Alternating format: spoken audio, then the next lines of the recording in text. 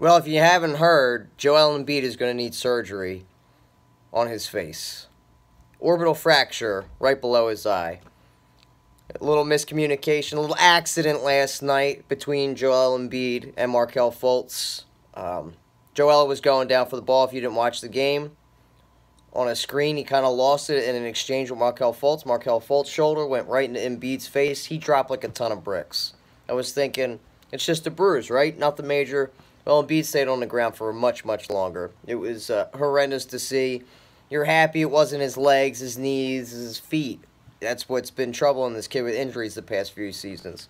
So you figure, this guy can take a hit. He's 250, no problem. Well, that didn't turn out to be the case. Then I thought maybe concussion protocol. Turns out Embiid had to go to the hospital, and then he sent out a tweet earlier saying no good when he was in the hospital. Thought maybe, he's a goofy guy, likes to joke around. He was just trolling. No big deal. He likes to have a little fun. Even at his own expense with his injuries, he knows it's been a shitty 2 years. We've also struggled with this as much as he has, not being on the court. But not the case. He wasn't trolling. He was actually being truthful. So recovery time for that's 2 to 4 weeks. That puts us in a precarious position because playoffs start April 14th. So that would bring us right around the time, if we're lucky, if he has a speedy recovery, right around 16 days, starting from today. Is he going to be ready by that point? I don't know. But this is a major blow, and we cannot do anything without Joel Embiid. He's bar none, no doubt about it, our best player. He is the cog that makes this whole team run.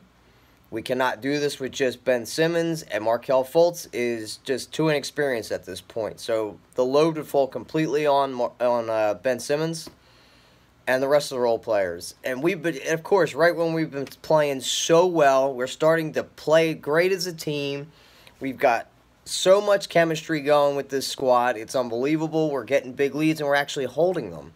Well, without Joel Embiid, minus his points that he gets in the paint, you're taking away our best defensive player, too. There's going to be teams that are going to be go right down the middle, be able to score inside, no problem. So that's a huge piece that cannot be replaced on this team. We have no good backup. Amir Johnson, no. We've already seen what he's capable of. About 5 minutes out there to give Embiid blows. But we also have Rashawn Holmes, but he's not the defenseman that Joel Embiid is. And he obviously doesn't bring, the charisma and the prowess offensively that JoJo brings either. So this is just... It decimated our team. See? It's pissed me so off I can't even speak. But this is a huge, huge loss to this team. Of course, everything was going so good. JoJo is finally going to play almost his full season. He's been playing back-to-backs, no issues. Everything's been fine, knock on wood. And then this freak accident happens where he gets his own teammate running into his face and he has an orbital fracture. It just sucks, man. And I'm hoping JoJo the best speedy recovery as possible because we need you. Without JoJo, we're not making it out of the first round. There were thoughts that we were going to make a deep playoff run depending who we played, right? Well, we can all just flush that down the toilet. And I hate to be a pessimist and look at the glass half empty, but without JoJo, there is no moving forward. There's no championship, so on and so forth. So this is just a huge blow. The basketball gods, they're cursing us right now. First playoff appearance since 2012, guys. It's been a long time coming. 6 years. And we're finally starting to roll. We're on fire as a team.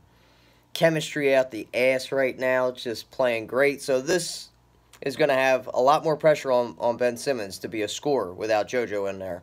Is he going to be able to handle that pressure? I don't know. But I can't see Ben just flicking on a switch all of a sudden and starting to take more shots and average 25 to 30 points a game. I hope he does. I hope that switch just goes off, but I don't see it happening. And Markelle Fultz has been out too long.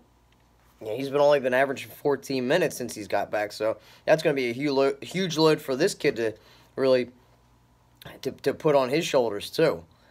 So it couldn't have come at a worse time, really. We're starting to wind down the season, get ready for our playoff push, a deep playoff push, mind you. It's just, at best, 2 to 4 weeks for JoJo to get better and get healthy. Best wishes to him. This just sucks. I'm just so pissed off. And after watching what happened with the Phillies today, too, it's a shitty day, man. It just sucks if you're a Philly sports fan. So that's the news. JoJo out, hopefully, 2 to 4 weeks at best. That would put us right at the beginning of the playoffs, whoever we may face.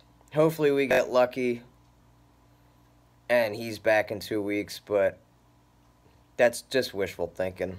Kyle Gaffner, the Bitterbirds. I'm out.